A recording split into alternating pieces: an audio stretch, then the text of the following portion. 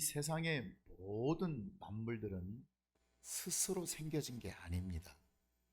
다 하나님에 의해서 만들어진 것입니다. 그러면 하나님께서 이 모든 피조물을 만드실 때 취미로 만드신 것도 아니고 심심해서 한번 만들어 볼까 해서 만드신 것이 아니라 자신을 위해서 쓰시려고 하나님께서 뭔가 목적이 있어서 자신을 위해서 쓰시려고 창조하셨다고요. 그러니까 창조하셨다고 하는 것은 인간의 모든 소유를 가진, 사람들은 다 나름대로 소유를 가지고 있지 않습니까? 뭐 건강의 소유든 물질의 소유든 어떤 지적 재산권의 소유든 이 모든 소유를 가진 자들의 주인이시다. 한번 따라하자. 하나님은 만물의 주인, 하나님은 나의 보스, 하나님은 나의 주인이란 말이에요. 믿습니까? 주인이 아닌 것이 하나도 없는 거죠. 그러면 만물의 주인이신 하나님이 교회를 세우신 이유가 뭐겠어요? 그 만물 가운데서 또 하나님께서 교회를 세우신 그것은 하나님의 일을 하라. 교회를 왜 세우셨다고요? 하나님의 일을 하라고.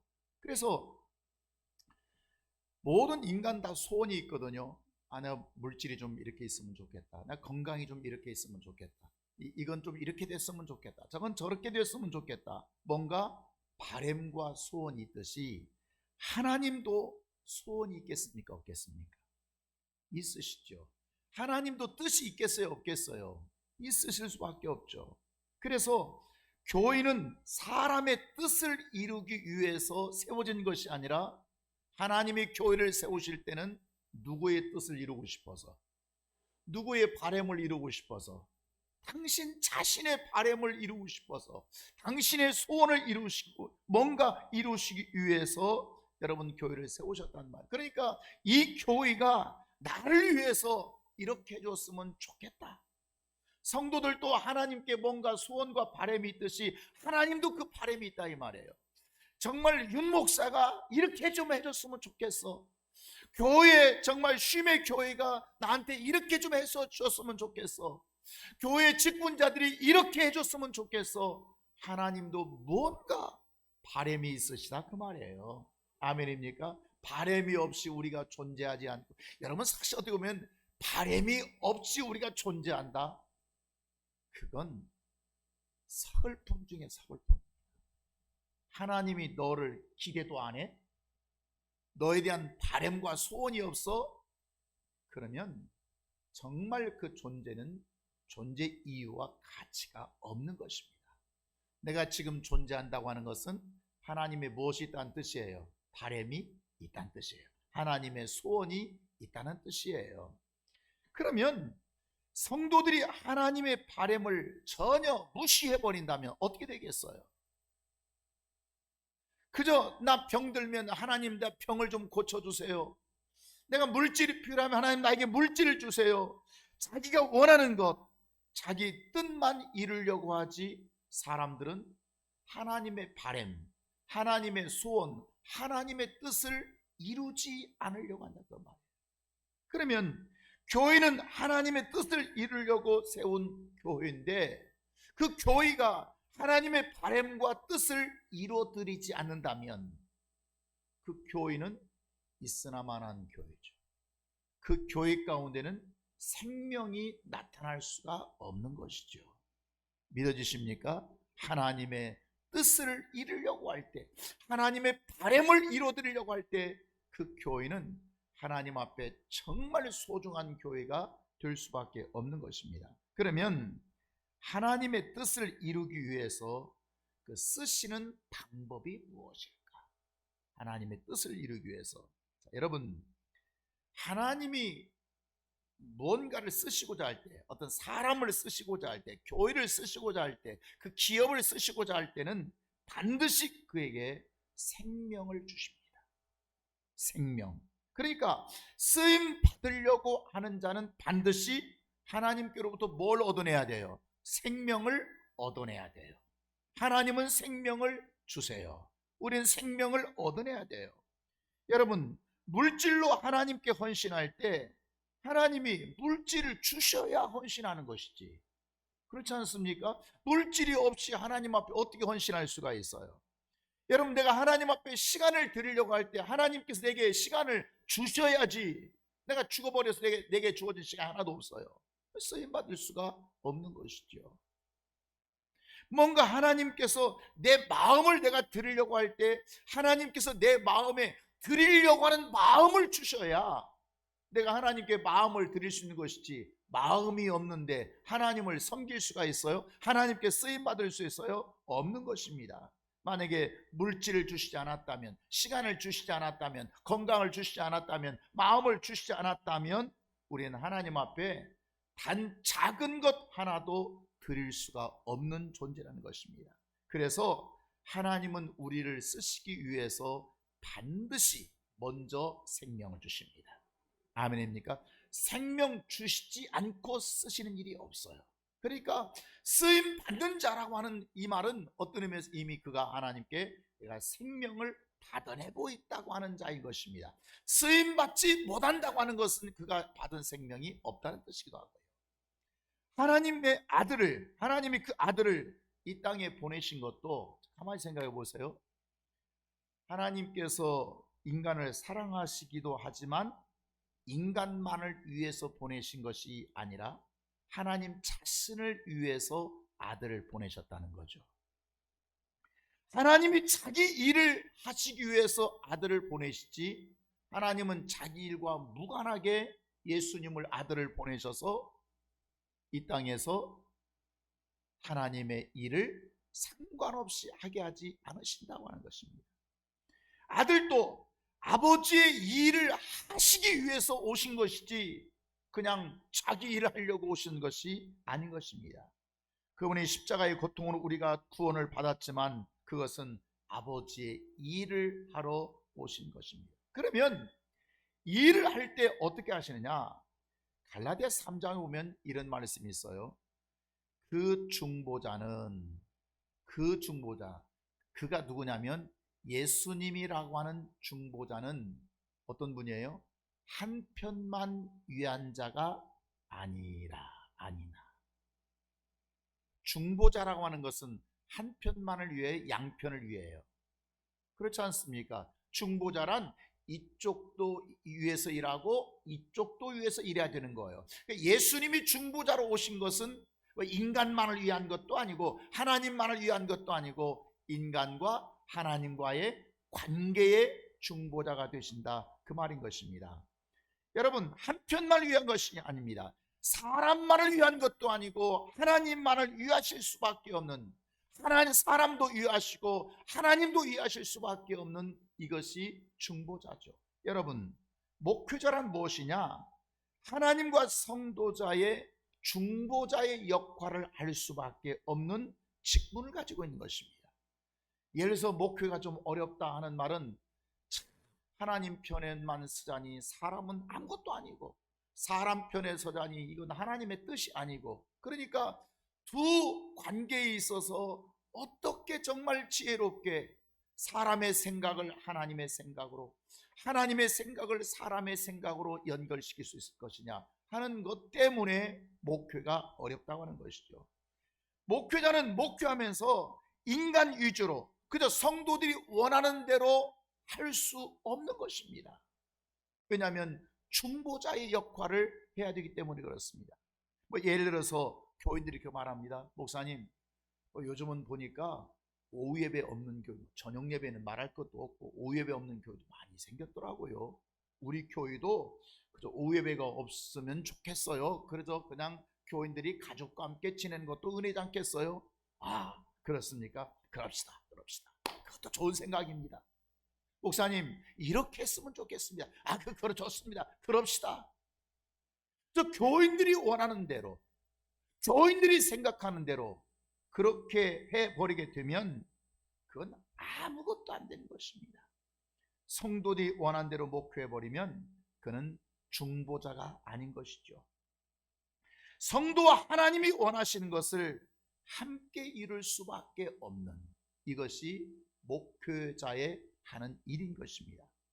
부모가 자식에게 또 자식이 부모에게 바람이 있듯이 하나님도 인간을 향해서 반드시 바람이 있다고 하는 것. 두 번째는 하나님의 뜻, 바람을 이루기 위해서 반드시 어떤 자를 쓰시는가. 하나님은 어떤 자를 쓰시는가? 따라합시다. 은혜 받은 자. 하나님이 쓰신 자가 누구예요? 은혜 받은 자를 쓰십니다. 한마디로 말하면 은혜 받지 않은 자를 쓰시지 않습니다. 우리 교인들이 아무리 많다고 해도 다 쓸 수가 없습니다. 목회자는 누구를 쓸 수밖에 없는가? 그것은 은혜 받은 자를 쓰는 것입니다. 나에게 은혜를 안 받은 자를 쓸 수가 없습니다. 반드시 하나님께 은혜 받은 자, 주의 종을 통해서 은혜 받은 자를 쓰는 것입니다. 또 여러분, 이런 자도 있습니다. 어떤 자는 어느 자기가 좋아하는 목사님이 계신가 봐요. 그 목사님에게 은혜를 많이 받아요. 좋았대요. 은혜 받았대요. 그 자도 안 씁니다. 반드시 하나님께 은혜를 받고 그 하나님의 은혜를 주의 종을 통해서 받는 자를 쓰게 되는 것입니다. 그런 자를 쓰면 그는 하나님의 일을 할 때 고마워서 합니다. 감사해서 하지만 그저 은혜 받지 않는 자를 쓰게 되면 마치 너를 위해서 일해준다는 식으로 교만해집니다. 내가 목사님 도와줍니다. 내가 목사님을 위해서. 여러분, 감사해서 너무 은혜가 되어서 쓰임받는 것과 그저 내가 목사님을 위해서 이거 해주는 거예요, 내가 목사님을 위해서 연주해 주는 거예요, 내가 목사님을 위해서 이렇게 봉사해 주는 거예요, 여러분, 그것은 교만이 되는 거예요. 은혜 없이 하는 것은 교만이 되는 것입니다. 정말 내가 몸이 아파서 힘들었는데 병을 고침받았습니다. 내가 어려운 문제가 있었는데 내 가정의 문제가 해결됐습니다. 정말 말씀의 은혜를 받는 자는 고마워서 감사해서 정말 기쁨으로 그 주의 일을 하게 되는 거죠. 똑같이 직분을 감당해도 어떤 사람은 겸손하게 감당하는 사람이 있고 어떤 사람은 교만하게 감당하는 사람이 있습니다.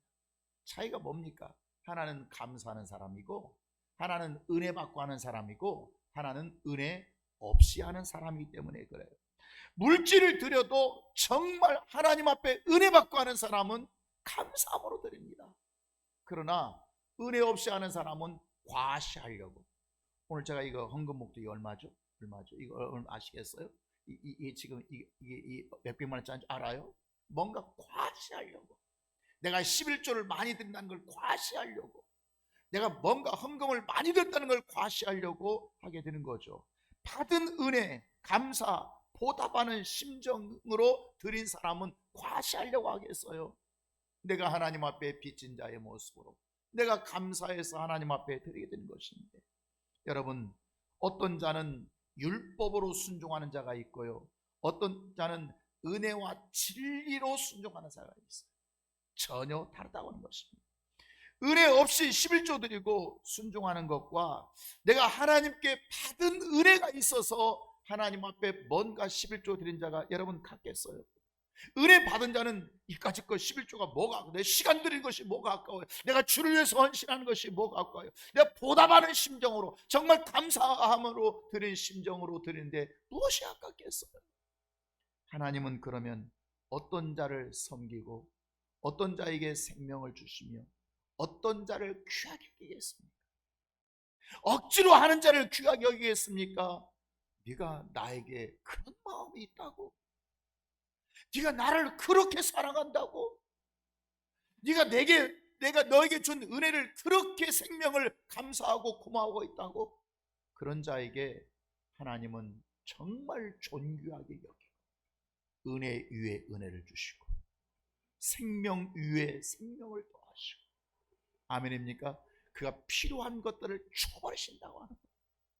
건강 때문에 질질질질 5년 10년 끌어가게 해서 하나님의 치료해버리시죠. 아멘입니까? 내 막힌 문을 열어버리시지 그냥 놔두시겠습니까? 그렇게 감사하는 자에게 하나님은 인색하지 아니하십니다. 그냥 베풀어 버리신다는 거죠. 옛날 거지는 지나가다가, 옛날엔 거지들이 많았어요. 지금도 있지만, 그런데 찬밥 덩어리 하나를 얻으면 그 입에서 바로 즉각적으로 튀어나온 말이 있습니다. 아이고, 이 은혜를 뭘로 갚죠? 아이고, 감사해라. 이 은혜를 뭘로 갚아야지? 뭘로 갚노? 여러분, 거지도 그가 배고플 때 찬밥 한 덩어리를 얻어먹으면 그 먹은 거에 대해서 이거 뭘로 갚아야지? 그러니까 순간, 은혜 받는 순간 때릴래야 뗄 수 없는 것이 뭐냐면 이 은혜를 갚아야 된다는 생각. 누구도? 거지도 갚아야지.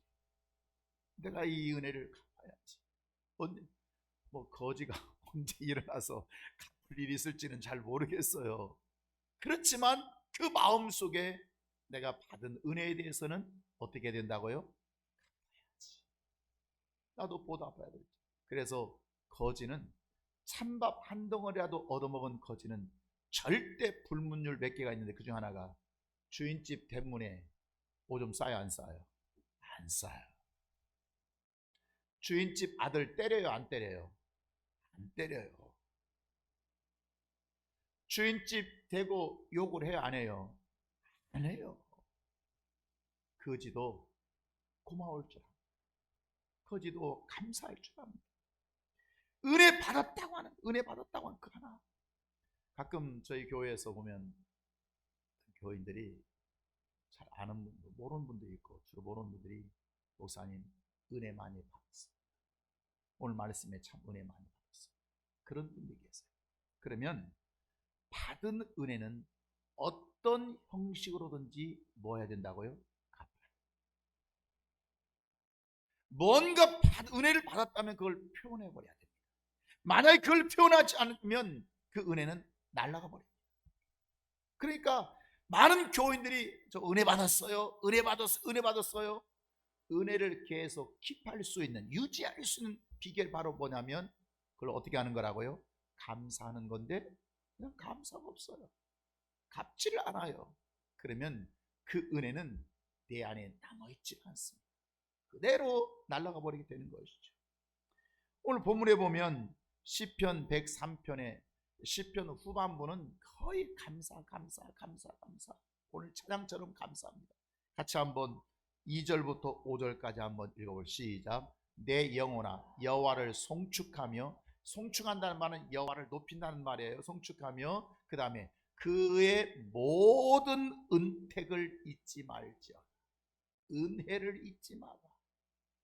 그에게 베푸신 사랑, 그의 베푸신 생명을 잊지 말아라. 3절.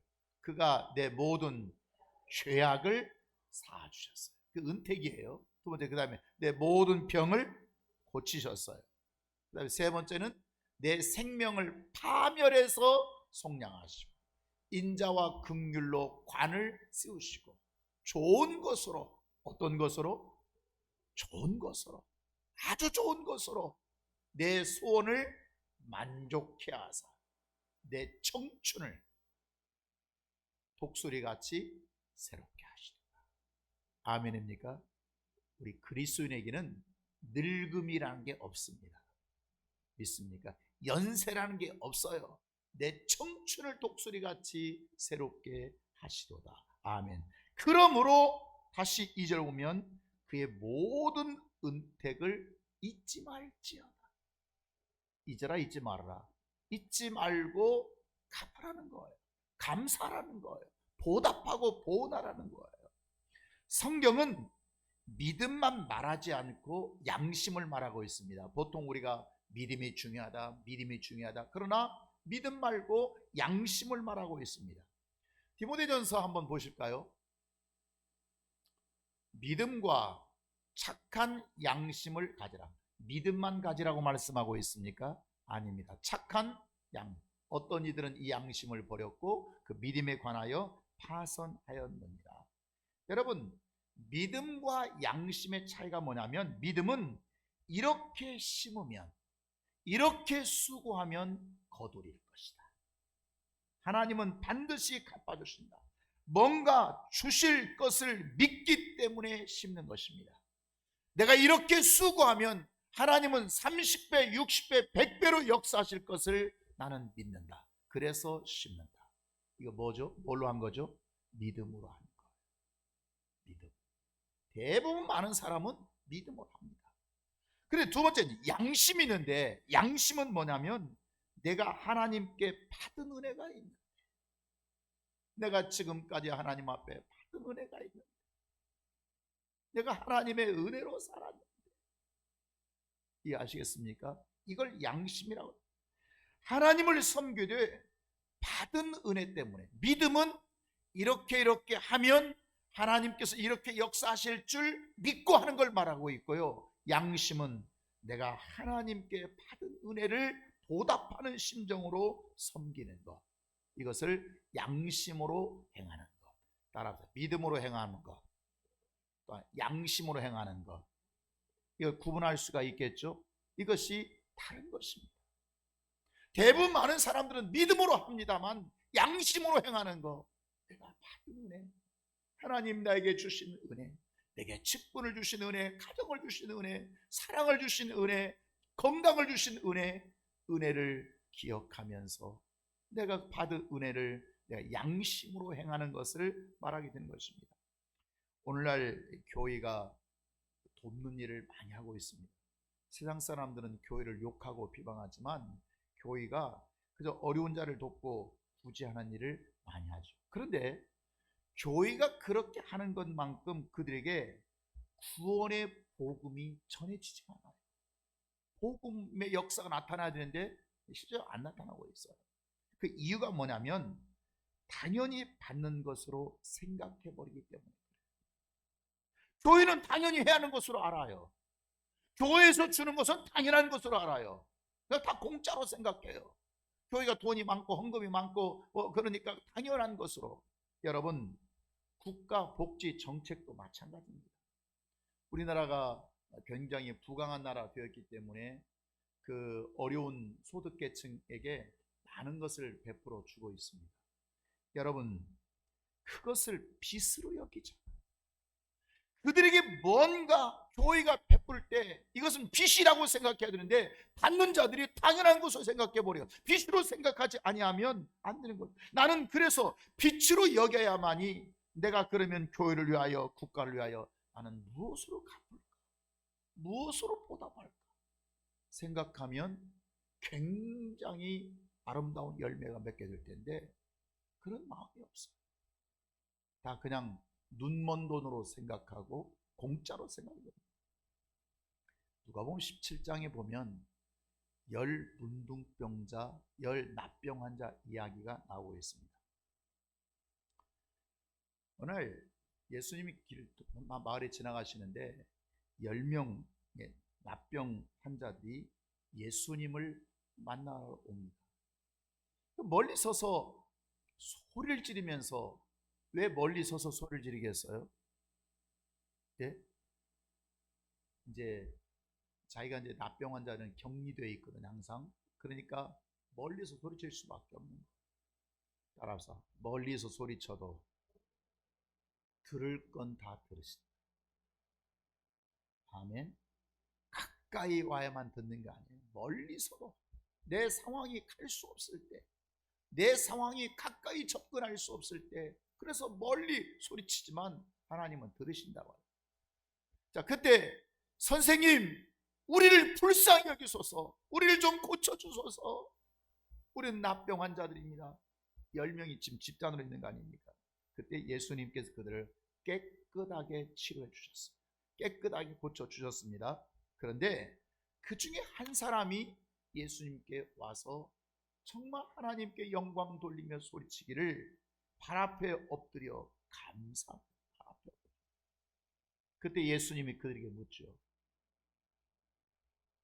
10명이 다 고침받지 않았냐? 10명이 다 깨끗하게 낫지 않았냐? 그런데 그 9은 어디 있느냐? 은혜 받은 자 9을 어떻게 하는 거죠? 찾고 계세요. 은혜를 체험한 자를 어떻게 하고 계신다고요? 찾고 계세요. 은혜 받은 자 9명 어디 갔냐? 치유받은 자 9명은 어디 갔느냐? 갚아야 할 자 9명은 어디 있느냐?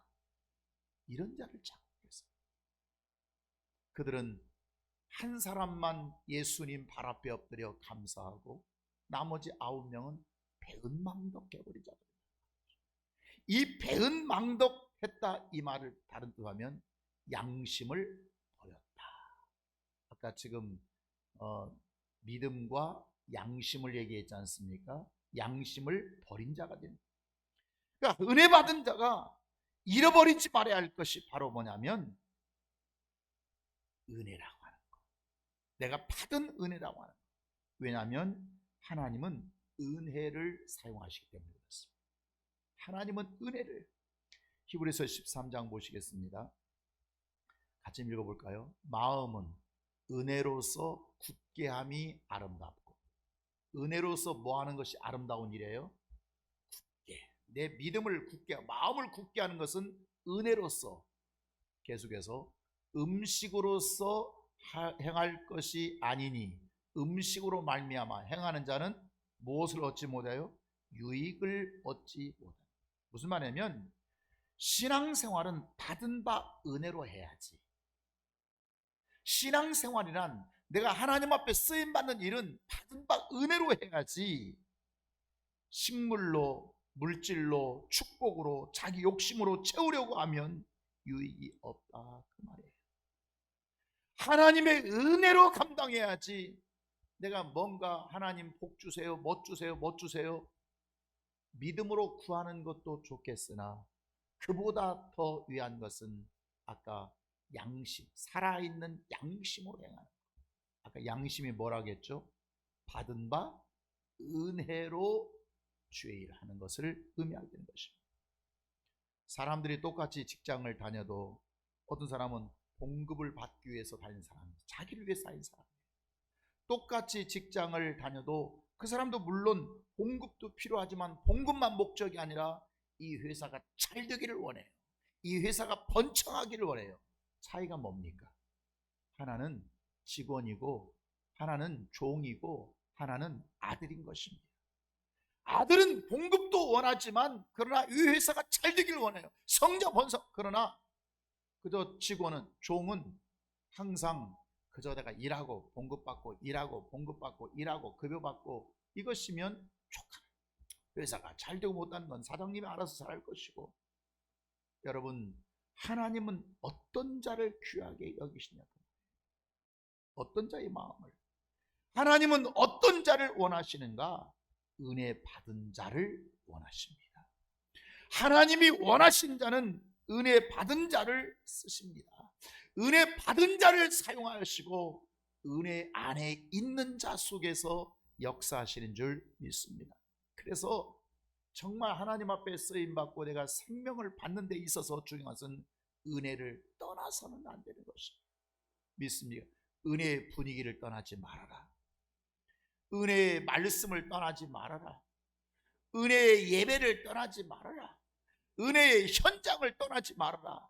항상 그 은혜의 현장 속에 있어야 하나님께서 나를 사용하신다고 하는 것을 기억하시길 바랍니다. 하나님은 자기를 위하여 일꾼을 세우실 때 먼저 생명을 주심으로 사망에서 우리를 구원해 하시죠. 사망에서. 여러분, 구원이란 말을 다른 말로 무슨 뜻이라고 했죠? 빼내주심, 건져주심, 빼내주심. 우리는 너무나 구원이라고 하는 종교적 용어에 익숙해 버렸습니다. 하나님께서 나를 구원하셨다 이 말은 하나님께서 나를 빼내주셨다. 어디에서 사망에서 빼내주셨다. 하나님께서 나를 질병에서 구원하셨다 이 말은 하나님 나를 질병에서 빼내주셨다. 하나님은 나를 고통에서 구원하셨다 이 말은 하나님은 나를 그 고통에서 빼내주셨다. 아멘입니까? 이 빼내주심, 물질의 고통 가운데 빼내주시고 먼저 생명을 주시는 자를 일꾼으로 하나님은 삼으신다 그 말입니다. 아멘입니까? 빼내주시고 일꾼으로 삼으십니다. 구원해 주시고 역사하십니다. 생명 주시고 사용하시는 것입니다. 아멘입니까? 그래서 먼저 받은 은혜로 쓰임 받는다고 하는 것입니다. 배은망덕한 자에게는 여러분 쓰시려고 빼내 주셨는데, 쓰시려고 그를 구원해 주셨는데 그 은혜를 잃어버리게 되면 그는 어떤 자가 된다고요? 배은망덕한 자가 된다고.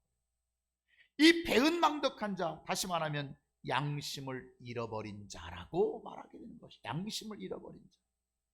여러분, 양심이라고 하는 게 뭐 교회 다니면서 술 마시고 교회에서 담배 피우는, 이게 양심이 아니라 받은 바 은혜를 배은망덕하는 자. 따라서 받은 바 은혜를 배은망덕한 자, 이게 양심을 잃어버린 자라고 성경은 말씀하고 있는 것입니다. 배은망덕한 자에게 은혜를 주시겠습니까? 양심을 잃어버린 자에게 은혜를 주시고 싶겠습니까? 하나님은 누구에게 자꾸 은혜를 주시냐면 감사하고 은혜를 보은하고 자꾸 그 은혜를 갚으려고 하는, 이 은혜가 웬 말입니까? 이 사랑이 웬 은혜입니까?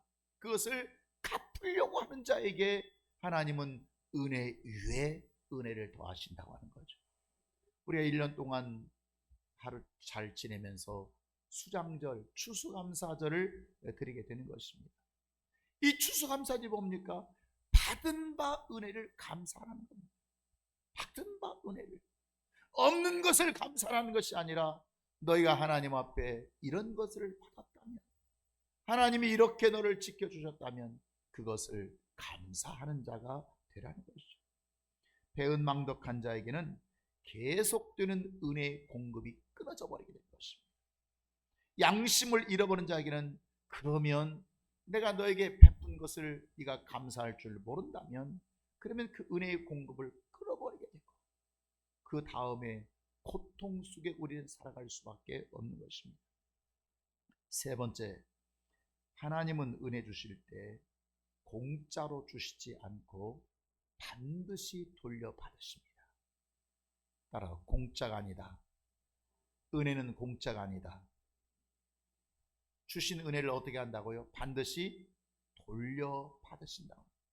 여러분, 우리가 4인 간의 거래가 있습니다. 돈을 빌려줍니다. 돈을 빌려줄 때 여러분 그냥 빌려줍니까? 알아서 갚으라고 합니까? 그렇게 말하지 않죠. 진짜 가까운 사람이 안 받아도 그만인, 안 받아도 괜찮은 사람이 아니라면, 이거 나 꼭 필요한 거야, 나 귀한 건데 이거 언제 갚을 거야? 언제 갚을 거예요? 3일 후에 갚을게, 한 달 후에 갚을게. 여러분, 돌려받을 생각을 하고 주는 것이지 그냥 주지 않습니다.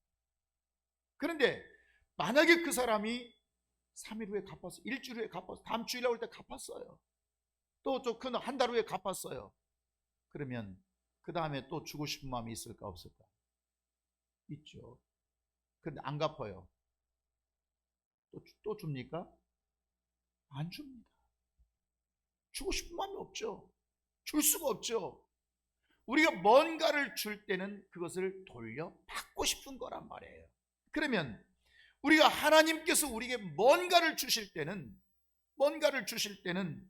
여러분, 하나님은 주신 생명에 대해서 다시 돌려받고 싶은 마음이 있을까요 없을까요? 없을까요? 여러분, 착각하지 마세요. 하나님은 결코 떼이지 아니하십니다. 자신의 생명과 자신의 능력과 자신의 뭔가를 그들이 주었을 때 그들로 하여금 돌려받으시지, 그것을 가지고 그냥 뭐 나는 원래 내가 난 많으니까, 내 생명이 많으니까 그냥 내 써, 그냥 그러지 않습니다. 반드시 돌려받아 떼지 아니하시고 반드시 그것을 계산하시는 하나님이십니다.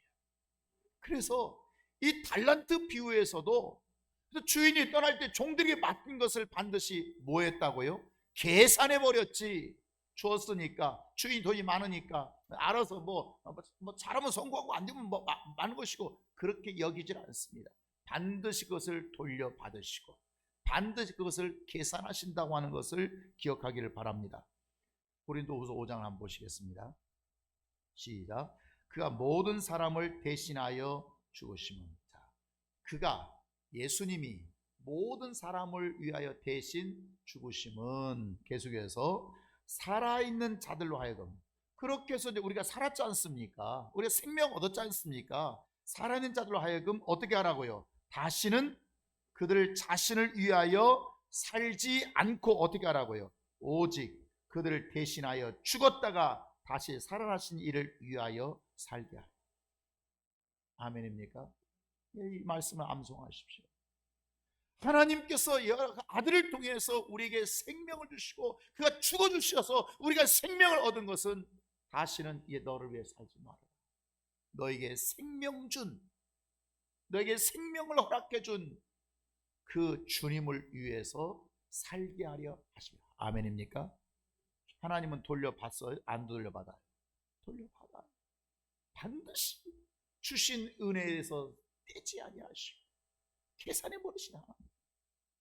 근데 우리는 사인간의 거래에 있어서 10만 원 안 갚으면, 50만 원 안 갚으면, 100만 원 안 갚으면 난리치면서 왜 하나님 것은 그렇게 잘 뛰어드십니까? 이것이 계속해서 하나님으로부터 생명을 공급받지 못하는 이유가 되는 것입니다. 하나님 여러분 건강 주셨다면, 여러분 생명을 파멸해서 구속하셨다면, 질병에서 건져 주셨다면, 오늘 본문 말씀대로 내 모든 죄악을 사하시고 내 모든 병을 고쳐주시며 내 모든 생명을 파멸해서 속량하시고 더 나아가 인자와 긍휼의 관멸관을 세워주셨다면 내가 그 하나님을 위해서 어떻게 살아야겠냐? 어떻게? 하나님은 결코 빼지 아니하시고 주신 생명을 돌려받으신다. 아멘입니까? 사랑하는 성도 여러분, 갚는다고 하니까 여러분이 뭘 갚을 수, 내가 생명을 갚을 수 있겠어요? 하나님은 그 작은 것을 받으시고도 더 풍성하게 주시고 더 넉넉하게 주시는 하나님이십니다. 성도들에게 충성을 강요할 수는 없습니다. 충성을 강요한다고 해서 여러분이 하는 것도 아닙니다. 충성하지 못하도록 만들어 놓고 교인들이 정말 내가 왜 충성하는가를 모르고 그 만들어 놓고 충성한다고 여러분 야단칠 수가 있겠습니까? 충성을 억지로 여러분이 빼낼 수가 없습니다. 충성하시오 충성하신다고 충성하는 게 아닙니다. 그러나 생명을 주고 은혜를 주었다면, 뭔가 여러분이 하나님의 말씀을 통해서 하나님의 신령한 능력을 통해서 생명을 주었다면, 그가 양심의 사람이 아니라면 모를까 양심의 사람이라면, 그 양심의 은혜를 정말 받은 은혜를 감사하고 그가 깨닫는 사람이라면 그는 충성하지 말라고 해도, 봉사하지 말라고 해도 그는 봉사합니다. 헌신하지 말라고 해도 헌신합니다. 전도하지 말라고 해도 전도합니다. 뭔가 하나님을 위해서 드리지 말라고 해도 그는 드릴 수 있는 것입니다. 은혜 없이 써먹으려고 하니까 안 하게 되는 거죠. 은혜 없이 써먹으려고 하니까 억지가 발생돼요. 은혜 없이 써먹으려고 하니까 아무것도 되는 것이 없는 것입니다. 목회자도 성도에게 은혜 주지 않는 한 자기 동역자로 만들 수가 없습니다. 뭔가 그 목회자가 생명을 주고 있을 때 동역자가 생기고 정말 그 주의 종과 함께 헌신하고 싶은 마음이 생기게 되는 것입니다. 은혜 받지 못한 자가 좀 교회에 어려운 일을 만나면 어떻게 하겠습니까? 도망가 버립니다. 편안한 교회로, 부담이 없는 교회로, 부담이 있다고 하는 것, 뭔가 내게 짐이 있다고 하는 것이 얼마나 큰 은혜인지 모르고 그냥 편하면 좋은 줄 알고 하나님께로부터 주시는 생명이 차단되는 것을 알지 못합니다. 그러나 진짜 은혜 받은 성도라면, 정말 은혜 받은 내 성도라면 그가 목회자가 어려울 때, 교회가 어려울 때 그는 눈물 납니다. 그 주의 종과 함께하면서 정말 그 교회를 받들어서 세워나가게 되는 것입니다. 나를 살려주시고 나를 고쳐주시고 진리로 깨닫게 해주신 그 은혜 감사하고 감사하고 감사하고, 이것이 바로 양심이 살아있는 신앙, 은혜 받은 신앙. 하나님은 반드시 어떤 자를 쓰신다고요? 은혜 받은 자를 쓰신다. 하나님은 반드시 쓰시는 뭘 주신다고요? 생명을 먼저 주신다고요. 생명 없이 어떻게 쓰임받고 생명 없이 뭘 드릴 수 있겠어요? 그리고 받은 은혜에 대해서, 받은 생명에 대해서 반드시 하나님은 돌려받으시고 계산하기를 원하시는 그 하나님 앞에 서실 수 있기를 주의 이름으로 축원합니다.